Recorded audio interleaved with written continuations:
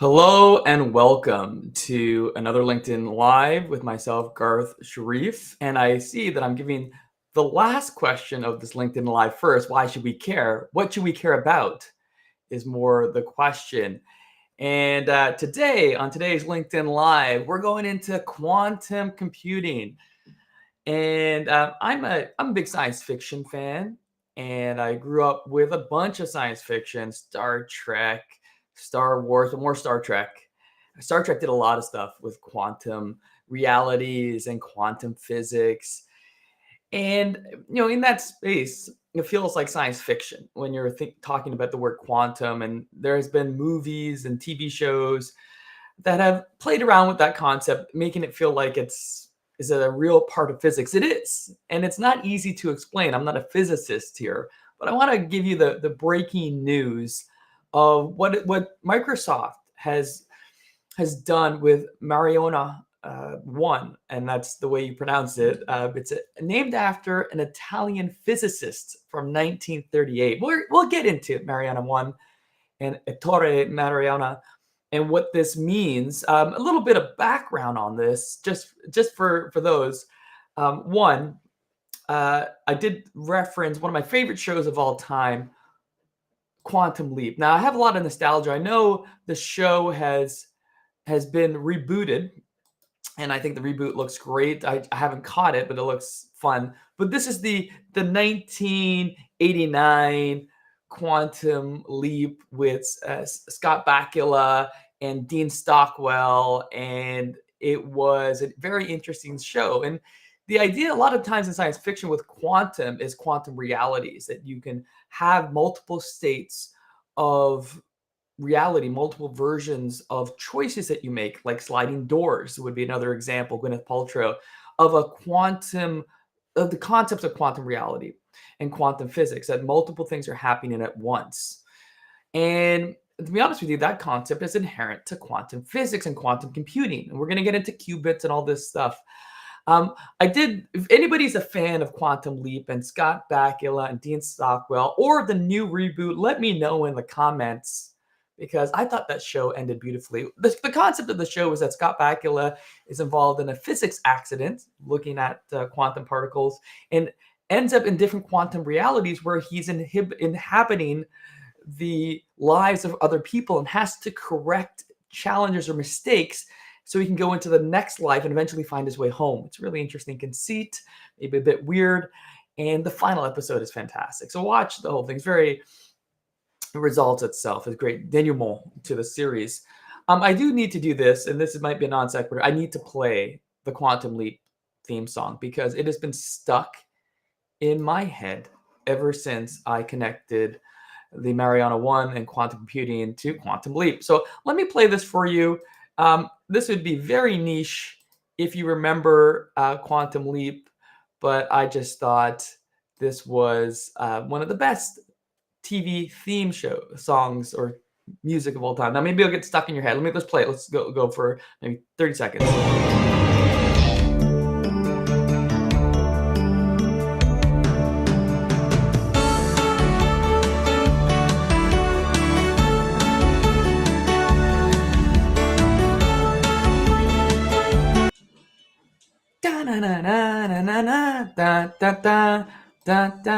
Okay, I'll stop that. But yeah, that song, I love that song. Or not song, I guess it's really theme music. And so we'll move past the quantum leap connections to science fiction and maybe get into the actual science. I did have one more. One of my favorite Star Trek The Next Generation episodes of all time. And this is again for those that are diehard Star Trek fans, was one episode called Parallels. And this is an episode that is about quantum realities, where Worf ends up in a quantum state and ends up in different realities of his life. And it's a fantastic episode. I highly recommend it if you're a Star Trek fan. And if you're a Star Trek fan, you already know what I'm talking about. All right, so let's get into what is this Mariana 1 that has been in the news from Microsoft as a breakthrough. So let's take it back a bit. What is quantum computing? This is not an easy thing to explain. I've tried it on another LinkedIn Live. And the concept here, and the best way I can explain it sort of in layman's terms, the way our current system of computing works with its circuitry and processors is on bits. So those are the binary numbers 0 and 1 that get activated when a computer is processing and going through calculations. And it's one or the other when you talk about binary code, 0 or 1. And it's pretty fast. It's getting faster because processing speeds are getting faster, chips are getting faster. But they've been limited by the fact that the 0 and 1 sort of iteration of options for a computer to go through a complicated calculations. And there's many, many complicated calculations in the world that current computing systems can't solve with the speed and with the way in which bits work. Okay. So there's always been this thought that there is another way for computers to operate. And it's not a thought, it's an actual way of computing, which is quantum computing, uses qubits, quantum bits. Now, what's the difference between a quantum bit and a regular bit? Well, I had to think about an analogy here, and there's been a few to me, like a regular computer bit is 0 or 1. A qubit can be anything all at once, any option. Remember we talked about quantum leap and Worf? It's actually the same idea. A qubit doesn't inhabit an option between one or another. It's the possibilities of any particular direction. One analogy which I thought was useful for qubits is a spinning coin that at any one point you look at it as heads, tails, but it's always in between those states as well. Versus when a regular bit would be heads or tails, not both at once. And another parallel to this may be Schrodinger's cat. If anyone watched another science fiction series, Dark. Schrodinger's cat is a theory, a dark one in some ways, that a cat in a box where there's a radioactive isotope that is about to crash and kill the cat, where you cannot see inside the box. The question is, what is the state of the cat, not knowing if the isotope has actually gone into a place where it's toxic for the cat, and you don't know. And in fact, not knowing into the box, both are true. The cat is alive and not alive at the same time until the information is presented. So that's Schrodinger's cat. And so this might be, quantum physics is a lot. And so the idea with qubits and quantum computing is that we have this. We have qubits that basically exist in multiple states, and ultimately, by magnitudes on magnitudes, makes our modern computing look like a horse-drawn carriage.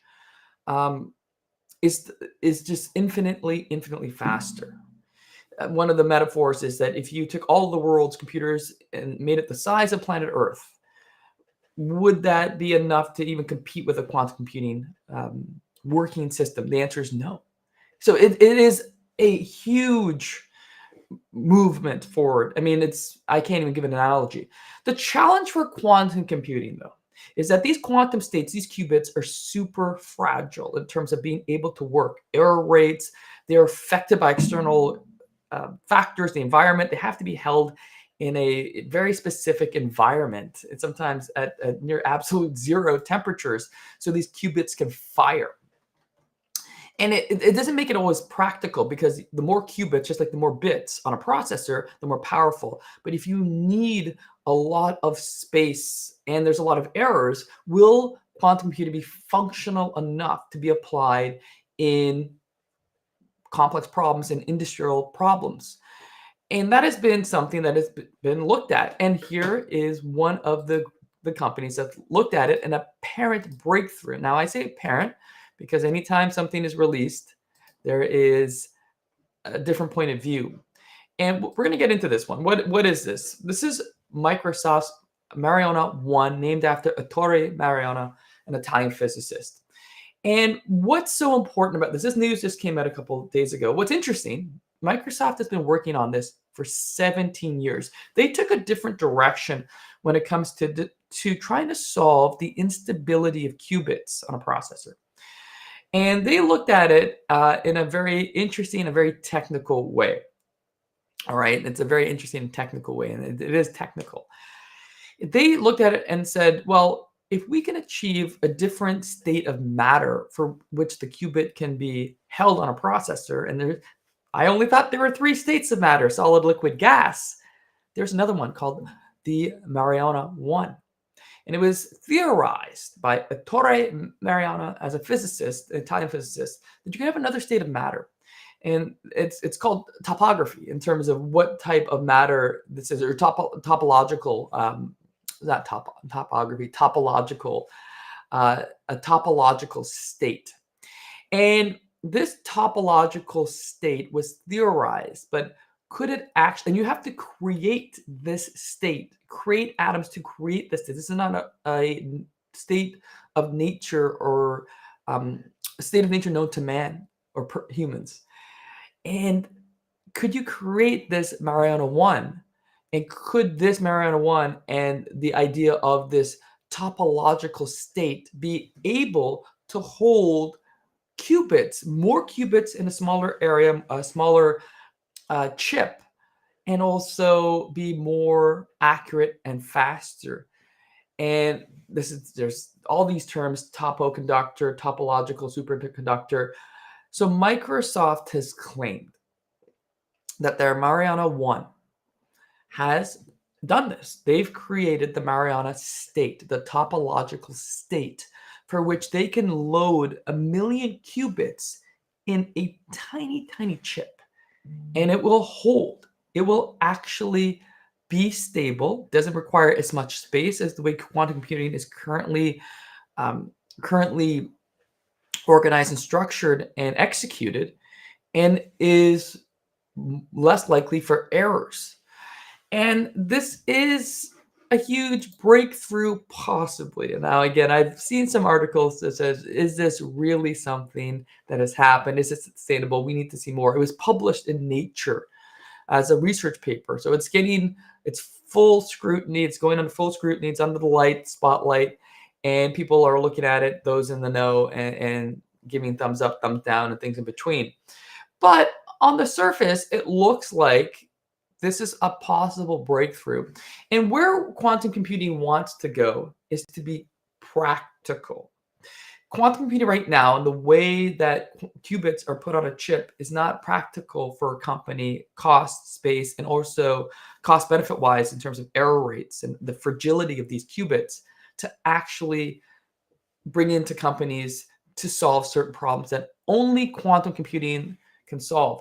That's an interesting part to me of this whole thing, is there's a lot of things that our computing, current ways of looking at our computers versus quantum computing can't solve. And it's hard to fathom. We have AI, we have OpenAI, we have ChatGPT, we have just an exponential growth in generative AI moving to AGI, on what those in quantum computing see as a fundamentally antiquated mode of computing, which is, to me, mind-blowing.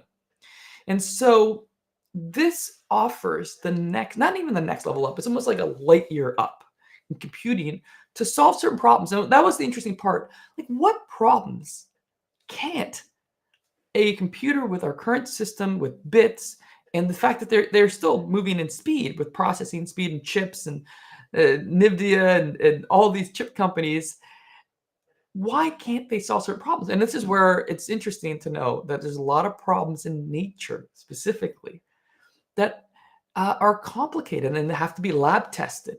And that takes years and years. But with quantum computing functioning at a practical level, which Mariana 1 is suggesting it can, they can solve potentially problems that could take years and years. Some examples that Microsoft has given is they could solve the difficult chemistry question of why materials suffer corrosions and cracks. You might think corrosions and cracks, should that be solvable? But there's just so many components that go into chemistry, materials, earth, minerals, all these things in terms of how they function and how we can manipulate them for our purposes, that current computing can't solve these. We need lab work and time. But with quantum computing, you're removing the time and increasing the accuracy. This means the creation of new potential metals and minerals and other types of products through quantum computing. This is another example from Microsoft. And this is why we should care. This is now I'm putting this why we should care. There are many types of plastics. It isn't currently possible to find a one-size-fits-all catalyst that can break them all down. So we're talking about plastics and waste and pollution created by plastics. Quantum computing and the speed at which they can analyze and break down and understand what are the components inside plastics can provide solutions to breaking down plastics faster than any type of lab work or current computing models can. Enzymes, so the human body, the genome, the things that make us go, we still don't understand a lot about how the human body works. And that requires time and lab experiments. And again, what we're saying here and what they're saying is you take quantum computing to a practical level, you're taking it out of the lab and you're getting answers very quick and very accurately. And so this is about how healthcare and agriculture with regards to certain problems in those spaces can be solved. And of course, when you talk about quantum computing at scale and you talk about the idea of quantum computing to what we're currently seeing, there's also quantum computing and AI, of course. How does quantum computing work with AI? The thought process would be it would exponentially increase, even though there's some debate about that as well. But it would exponentially increase how quickly AI is able to develop and solve problems. So this is a fairly big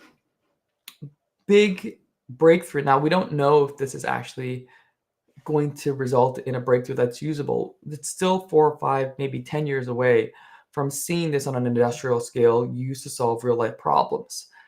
But again, just like AI was and AGI and generative AI was supposed to be years away from where we are now, quantum computing at a scalable level was thought to be decades and decades away. And Microsoft's been working on this for a year. Again, there's going to be those that have some different opinions, and again, those in the space that are experts. But again, all these breakthroughs are happening to me at the same time, and it feels like 2021, you have ChatGPT, 2021, 2022, and now we have a breakthrough in quantum computing.